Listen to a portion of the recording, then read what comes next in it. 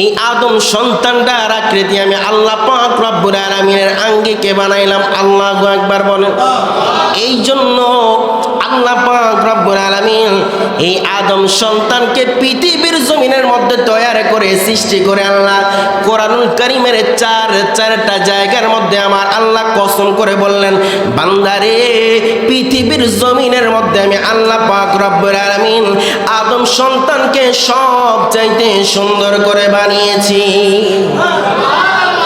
এই যত মুসলমান, এই জন্য আল্লাহ পাক রব্বুল আলামিন কালামুল্লাহ শরীফের মধ্যে বলে দেয়, ওয়াতিন আমি তিন ফলের কসম খাইলাম, ওয়াজাইতুন আমি জাইতুন ফলের কসম খাইলাম, ওয়াতুরে সিনিন আমি সিনাই পর্বতের কসম খাইলাম, ওয়াতুরে সিনিন আমি সিনাই পর্বতের কসম খাইলাম।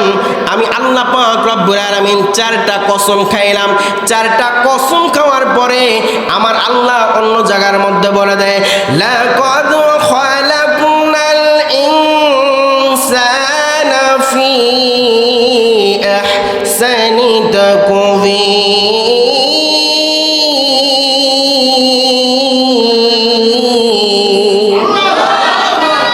আল্লাহ পাক রব্বুল আলামিন বলেন, আমি কোরআনুল কারীমের চারটা জায়গার মধ্যে আমি আল্লাহ পাক রব্বুল আলামিন কসম করে বললাম, এই পৃথিবীর জমিনের মধ্যে আমি আল্লাহ পাক রব্বুল আলামিন আদম সন্তানকে সব চাইতে সুন্দর আকৃতি দিয়ে তৈরি করেছি।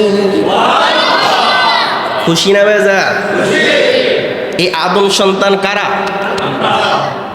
আল্লাহ পাক রব্বুল আলামিন বলেন, আমি এই আদম সন্তানকে বানাতে যাইয়া আমি কোরআনুল কারীমের চার জায়গার মধ্যে আমি আল্লাহ কসম করলাম, কিন্তু আমি আল্লাহ 18,000 মাখলুকাত আমি আল্লাহ বানাইলাম।